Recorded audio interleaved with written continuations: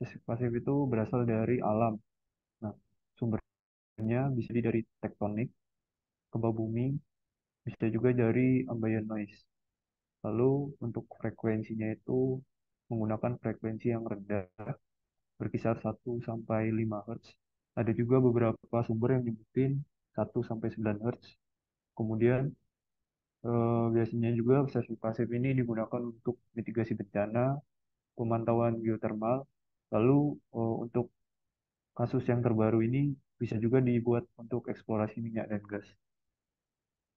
Lalu untuk jenisnya itu ada mikroseismik dan mikrotremor.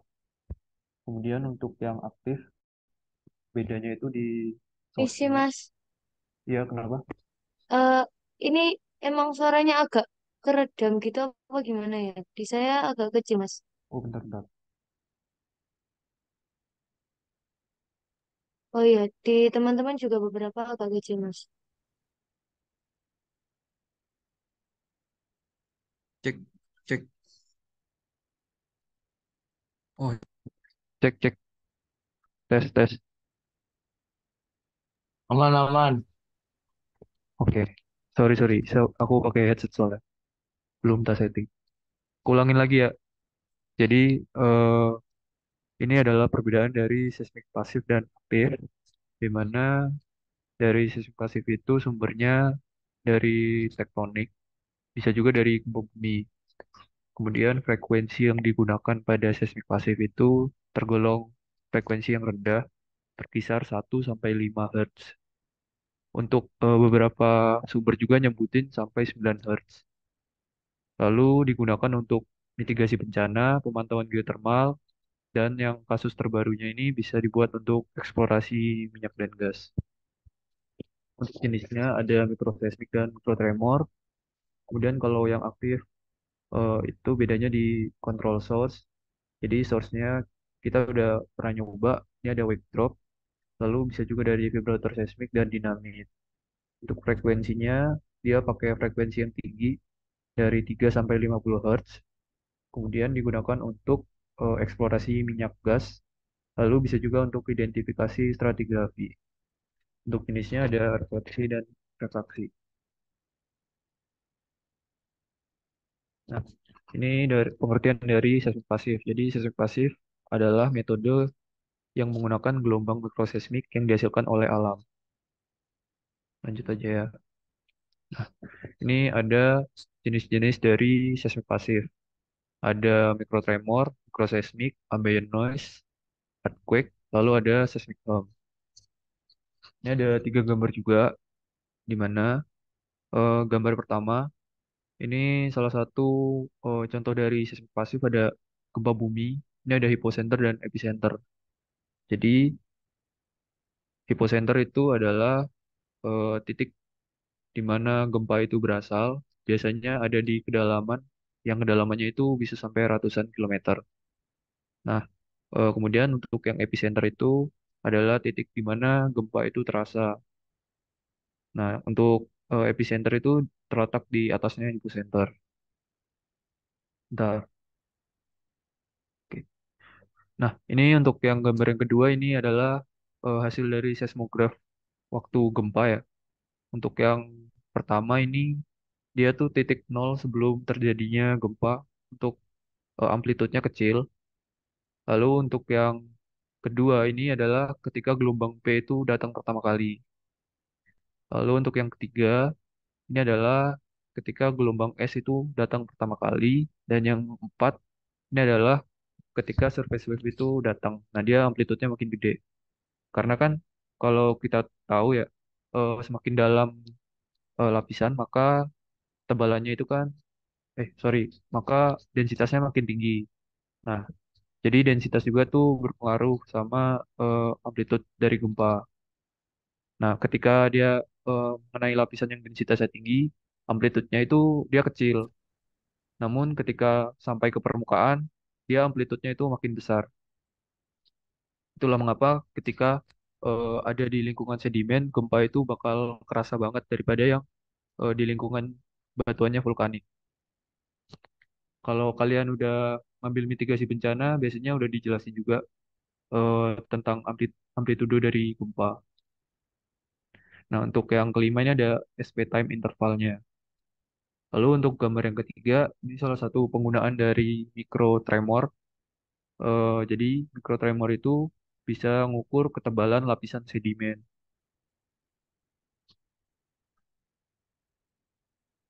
Oke, nah ini pengertian dari mikrotremor itu adalah getaran harmonik yang kecil dan terjadi secara terus-menerus. Nah, mikrotremor itu biasanya dihasilkan dari ambient noise. Jadi ambient noise itu adalah getaran yang ada di tempat lain, contohnya kayak keramaian, terus ada kendaraan, ada atmosfer, hujan, angin, gelombang laut. Nah, itu kemudian kita rekam di suatu titik di beda tempat itu kita ngerekam ambient noise dari eh, getaran-getaran tersebut. Nah, untuk mikrotremor ini eh, getarannya itu biasanya terjadi di permukaan yang sedimen, lalu disebabkan juga bisa dari getaran mikro di bawah permukaan. Ya, tadi contohnya udah aku jelasin ya. Terus untuk pengukurannya mikrotremor itu bisa dapat data yang jelek atau noise apabila kita ngasih eh, getaran sekecil pun itu bisa jadi noise. Contohnya kayak kita getarin kaki atau ada orang motong rumput itu bakal jadi noise dari pengukuran mikrotremor. Lalu untuk mikrotremor itu biasanya digunakan untuk perencanaan bangunan, tahan gempa, atau untuk mitigasi. Bisa juga digunakan untuk mengetahui jenis tanah berdasarkan kekerasannya. Nah, ini next. Untuk data yang didapatkan dari mikrotremor itu ada vertical up down, horizontal north south, lalu ada horizontal east west yang digambarkan dari tiga warna ini. Jadi ada tiga warna ya. Nanti untuk pengukuran mikrotremor itu diperluin juga kompas supaya buat ngatur arah utara selatannya biar nggak ketukar. Lalu data yang dihasilkan itu berupa frekuensi dominan dan amplifikasi. Kalau kita lihat di slide sebelumnya, ini, nah ini ada eh, grafik HV sama frekuensi. Nah ini di mana frekuensi dominan itu adalah frekuensi natural yang dari pengukuran. Kemudian untuk amplitudenya itu dia tuh ada di daerah sini karena daerah itu yang paling dominan. Nah untuk pengukuran mikrotremor lalu pengolahannya nanti ada beberapa objek penilaian yang harus dipenuhi. Nah, namanya itu nilai reliabilitas. Untuk penilaian nilai reliabilitas ini berdasarkan perumusan sebagai berikut. Ini ada tiga reliabilitas kurva HP, lalu ada enam reliabilitas dari peak-nya. Untuk reliabilitas ini biasanya tergantung ya. Kalau misalnya eh, peak-nya udah oke, bisa jadi sorry, HP-nya udah oke semua, bisa jadi peak-nya itu ada yang masih no. Tapi kalau misalnya reliabilitasnya ini no, yang curve ini no, itu pasti peak-nya itu no semua. Nanti kalian coba sendiri aja. Untuk cara ngatasin oke atau no-nya ini, kalian bisa eh, coba-coba sendiri menghilangkan noise-noise dari eh, pengukuran kalian. Nah, kalau kita lihat di gambar ini, itu kan dibagi beberapa window ya. Ini ada kotak-kotak, terus ada yang bolong, ada yang terisi. Nah, untuk yang bolong ini berarti kita udah ngelakuin filter, dia udah di kill datanya, jadi nggak dipakai. Karena frekuensi natural atau frekuensi dominan dari mikrotremor itu harusnya tuh dia tuh yang kecil-kecil. Ini nggak bisa di zoom sih. Nanti buat pengolahan nanti ada recordnya juga. Oke, lanjut aja ya.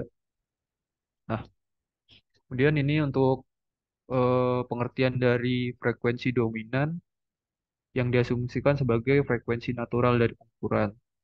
Terus juga dipengaruhi oleh ketebalan lapisan dan kecepatan rata-rata.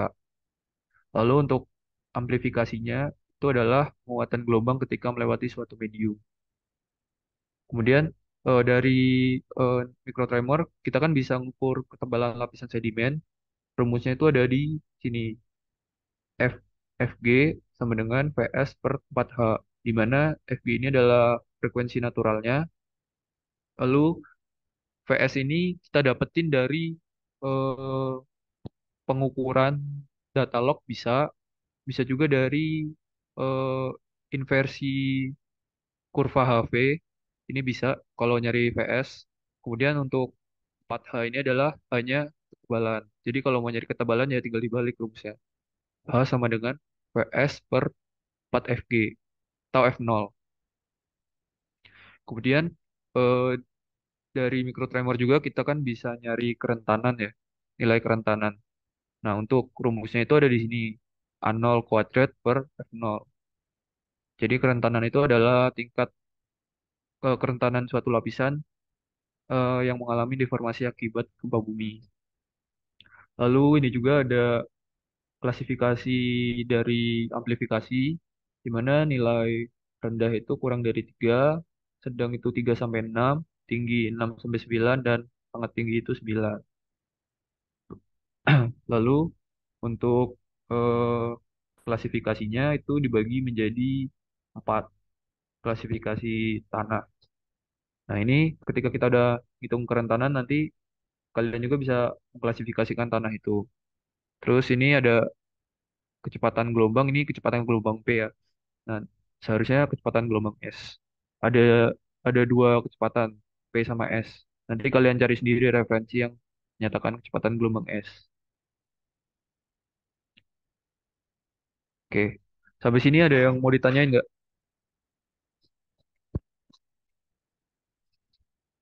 Aman.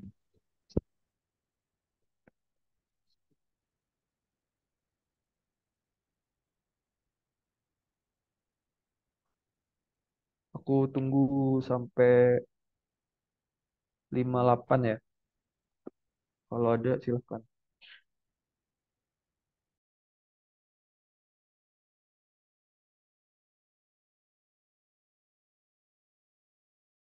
Oh iya, untuk eh, mikrotremor ini nanti kalian akuisisi minggu depan ya.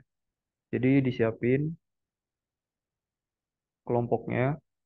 Jadi Sabtu Minggu itu full semua kelompok. Mas, Ya gimana? itu eh, kan yang teknik pasif itu ada asistennya sendiri atau enggak? Atau dari yang ini eksplorasi seismik yang sampean sama Mas Givari?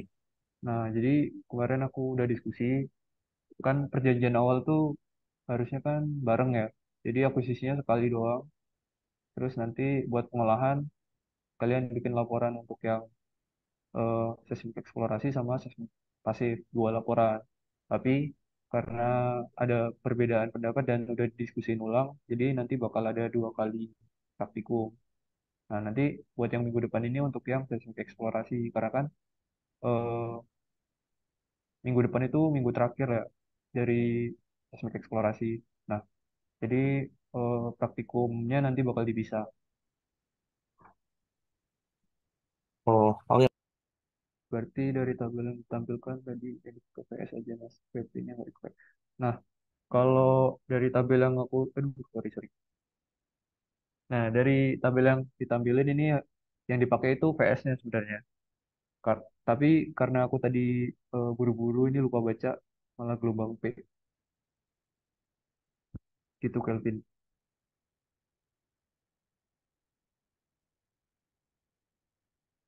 Ada lagi nggak yang mau nanya? Oke, bisa. Mas mau nanya buat yang nilai rea, reliabilitasnya itu Mas. Ini ya. Nah, itu kan ada dua kan tadi itu ada reliability curve Hyper-V terus ada yang reliability peak juga itu kan Mas. Nah, itu tuh sebenarnya parameternya itu berdasarkan apa gitu Mas? Oke. Dia bisa oke, dia bisa no itu berdasarkan apa? Kan itu F0 lebih dari 10. frekuensi apa itu kan Mas ya nggak kelihatan. Nah itu dia bisa ngasih itu tuh berdasarkan apa gitu Mas. Makasih. Oke, pertanyaan bagus nih. Nah, jadi bisa oke atau no itu berdasarkan apa?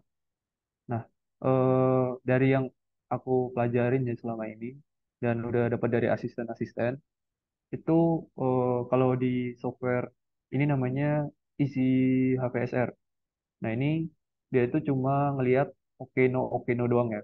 Terus kalau mau biar misalnya ini no semua, terus mau diokein, itu tinggal ngapus dari data-data. Berarti yang kamu hapus kotak-kotak window ini ada yang belum kehapus, yang harusnya noise itu dihapus tapi malah masih ada di sini gitu. Nah, jadi buat biar oke semua, jadi kalian benerin di apa sih namanya ini di data hasil pengukurannya waktu pengolahan itu dicoba-coba dicoba-coba lagi. Terus juga filter-filternya kan ada Konohamachi dan lain-lain. Nah, itu dicoba semua. Jadi tiap filter itu punya perhitungannya sendiri. Tapi ada juga metode lain. Nah, ini metode yang nanti bakal kalian pakai di seismik pasif. Yaitu ngitung secara manual nilai nilai ini dihitung secara manual. Jadi nilai ini itu dimasukin ke Excel, kemudian yang dimasukin itu nilai dari ini A0 dan F0-nya. Nah, diinputin satu-satu. Nah, kurva reliabilitas itu harusnya ya, yang bagus itu, aduh, beda annotate, bentar.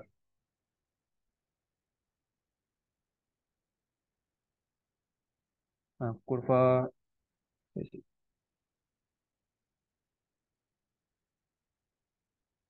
nah, jadi kurva reliabilitas itu yang bagus itu bentuknya harus seperti ini.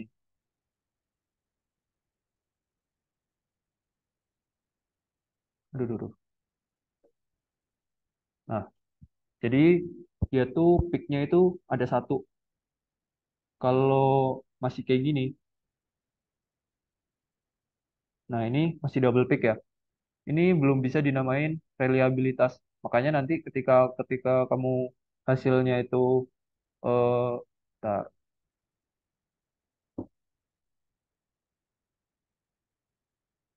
hasil kurva yang ini itu kayak gini, yang double ini itu nanti di reliabilitas curve-nya ini bakalan no semua atau di bagian peak-nya itu no. Jadi dia tuh harus memenuhi syarat-syarat nilai ini sehingga membentuk kurvanya itu peak-nya itu satu yang bagus kayak gini. Terus juga ada eh, yang lain itu kecil amplitude-nya gitu.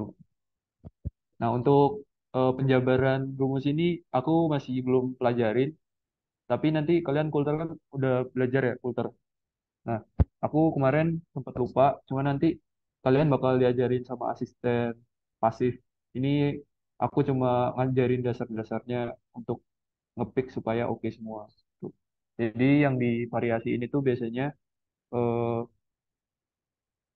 ngoreksi ulang apa namanya window-window ini, lalu untuk filter-filternya juga dimainin. Biasanya di situ.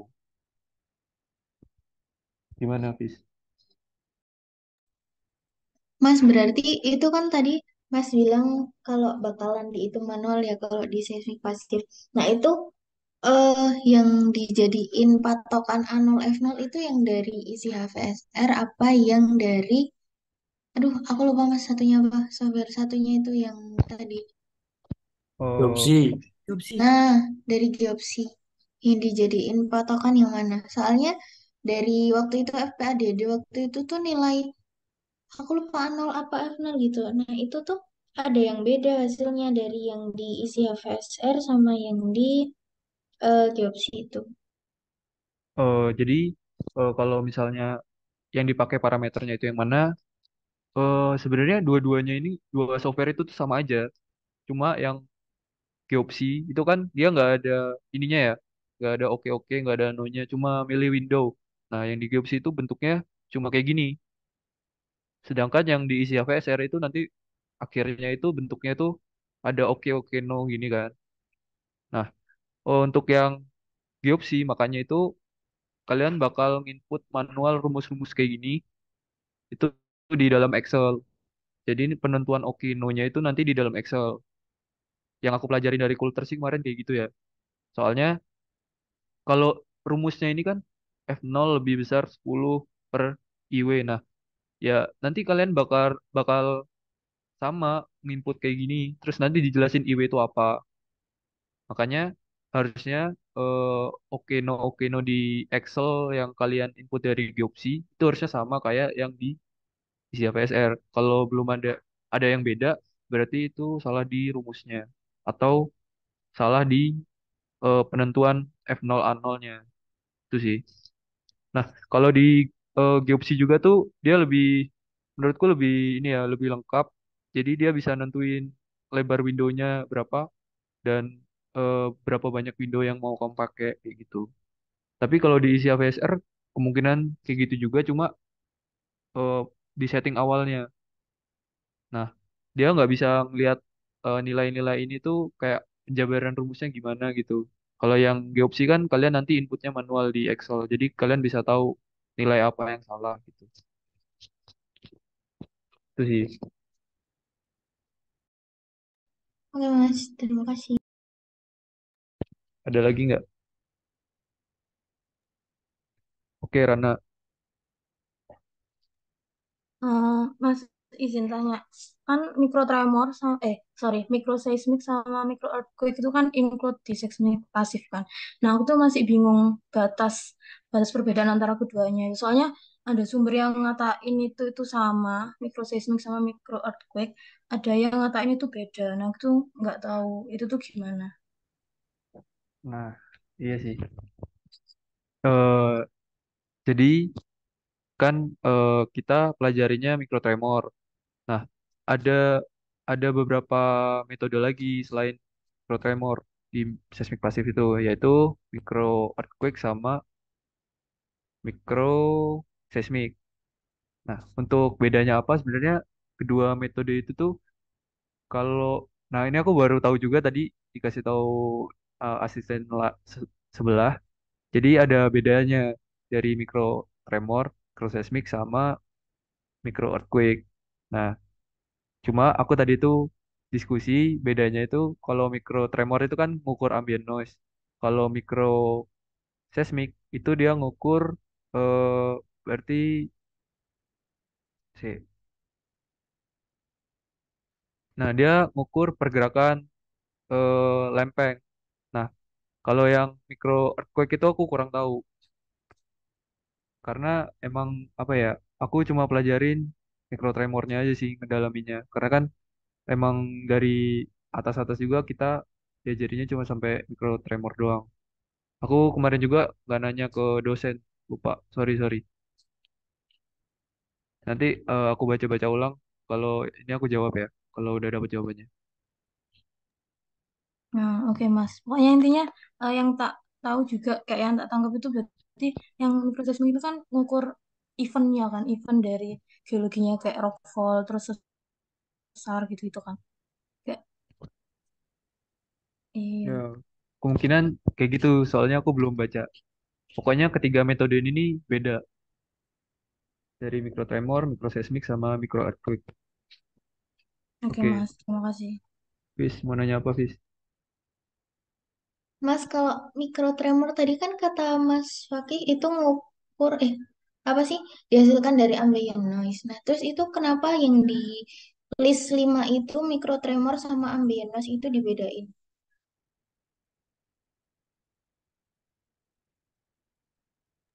Oke, jadi ini list 5 ini kenapa ambient noise dibedain?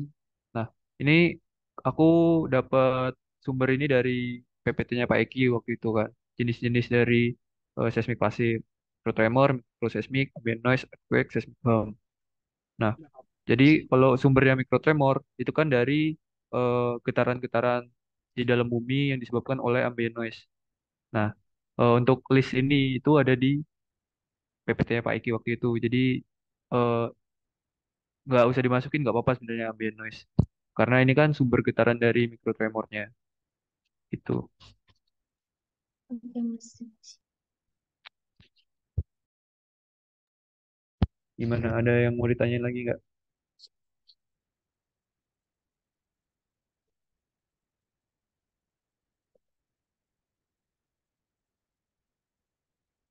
Sebenarnya microtremor ini apa ya? Bisa dibilang metode paling simple lah daripada metode seismik pasif sama seismik aktif, refleksi sama refraksi. Karena emang pengolahannya kan cukup mudah sama pengambilan datanya ini gampang juga sih menurutku ya. Nah, untuk eh, akuisisi minggu depan itu kan nggak ada simulasi ya. Jadi nanti kalian datang kalau bisa tepat waktu, jangan ada yang telat. Nah, itu kita langsung aja ngukur mikrotremor karena emang nggak perlu simulasi juga sih. Cuma ditaruh, terus diketik-ketik pakai laptop, terus ditunggu. Nah, waktu nunggunya itu biasanya 30 menit. Tuh, ada yang mau nanya nggak terkait akuisisi ataupun materi yang udah aku sampaikan? Kalau nggak ada, kita lanjut ke sesi berikutnya. Mas mau nanya dong. Yuk, monggo. Mas, kalau semisal Mas Fakih kan tadi bilang untuk akuisisinya ditunggu alatnya minimal 30 menit. Itu kan kalau semisal 30 menit kita mendapatkan data yang bagus ya Mas. Kalau ternyata masih kurang kita harus nunggu misal nambah nih sejam atau 1,5 jam atau masih belum nemu data yang bagus itu gimana Mas? Atau kita Nah, pakai data aslinya aja atau kita tambah lagi jamnya? kalau dari kalian ini belum pernah ya akuisisi mikrotremor. Belum sih Mas, dapat data doang. Nah, untuk akuisisinya ini mikrotremor itu jadi kita tuh setting kan itu ada alat mikrotremor, terus ada laptop, ada aki ya sebagai daya. Nah, kita setting di laptopnya itu sesuai jam kita mau nunggunya. Ntar aku tunjukin dulu.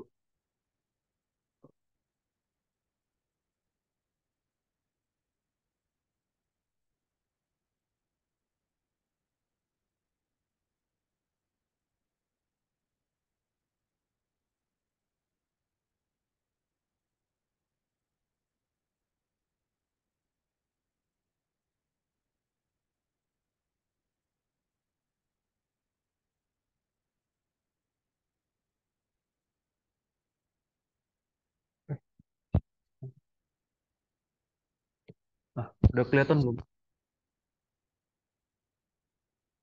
Terlihat Mas. Nah, ini ada lembar panduan dari akuisisi mikrotremor. Nih, jadi nanti untuk pengukuran semisal 30 menit ya, itu nanti di settingnya itu eh, di bagian, nah ini pengukuran pada jam berapa, terus sorry sorry, bukan. Nah ini yang trik, pre-event, post-event, recording time. Nah ini nih waktu pengukurannya dalam detik ya. Jadi 30 menit dalam detik itu eh, 1800 detik. Ini waktu pengukuran.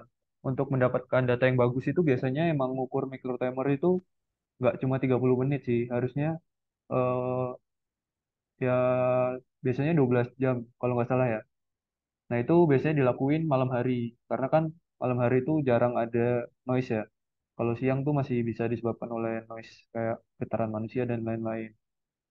Nah, untuk pengukurannya itu kita nggak bisa langsung lihat datanya. Jadi nunggu 30 menit dulu selesai, terus kita masukin ke software, kita lihat datanya. Nah, jadi ketika datanya jelek, ya udah kita ngukur ulang, nggak bisa ngelanjutin ngukur yang tadi gitu, Jif.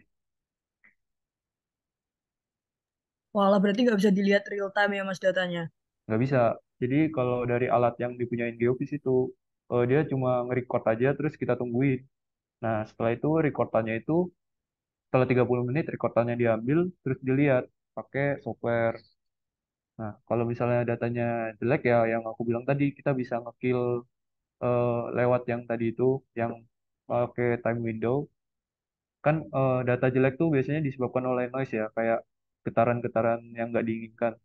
Nah, biasanya getaran-getaran nggak diinginkan itu dicatat waktunya. kayak waktu aku puter itu kan ada mobil lewat, itu di menit keberapa dicatat, biar nanti kita pas ngekil itu ketahuan, oh data jelek itu di menit sekian, berarti waktu amplitude-nya yang gede itu di sini gitu, terus di kill. Jadi harus ngukur ulang kalau misalnya datanya jelek banget ataupun eh, nggak kebaca ya. Biasanya juga sering tuh salah, udah pencet record ini, tapi belum nyambung ke PC, belum nyambung ke PC, belum belum dimasukin ID apa namanya, memory cardnya. Jadi dia nge-record tanpa memori. Nah datanya kan nggak kesimpan. Jadi kita nggak bisa ngelanjutin rekam terus dimasukin memori gitu, nggak bisa, harus ngulang lagi dari awal, nunggu 30 menit lagi gitu. Tapi kalau menurut Mas Faki ada nggak Mas alat yang bisa ngelihat perekaman secara real time gitu dari pasif? Kalau dari aku sendiri ya, aku cuma tahu satu alat yang punya DTG itu nggak bisa. Tapi kalau aku lihat dari internet juga, alatnya juga sama kayak DTG sih rata-rata. Dia nggak ada kayak layar monitornya. Lagian semua alat kayaknya kayak gitu juga nggak sih? Selain GPR ya, itu kayak alat seismik. Itu kan kita ngelihatnya bukan di alatnya, di laptopnya ya. Terus alat resist apa? Alat geolis itu juga nggak bisa dilihat. Jadi ngelihatnya itu QC-nya itu di laptop. Kalau untuk di alat itu kita nggak bisa melihat kalau yang itu tremor. Walah, oke, makasih Mas Faki. Oke, ada lagi nggak yang mau ditanyain?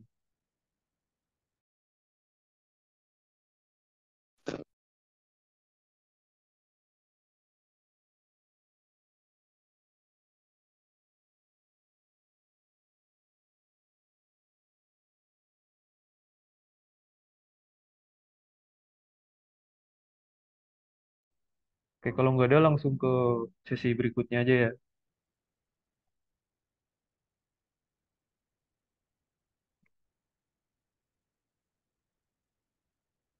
Nah, pengolahan mikrotremor. Jadi pengolahannya nanti bakal by record aja karena emang pengolahannya gampang lah menurutku. Ya, tunggu aja recordnya. Terus, nah ini ada post test. Silahkan dikerjakan. Waktunya 15 menit dari sekarang berarti 19.31 ya.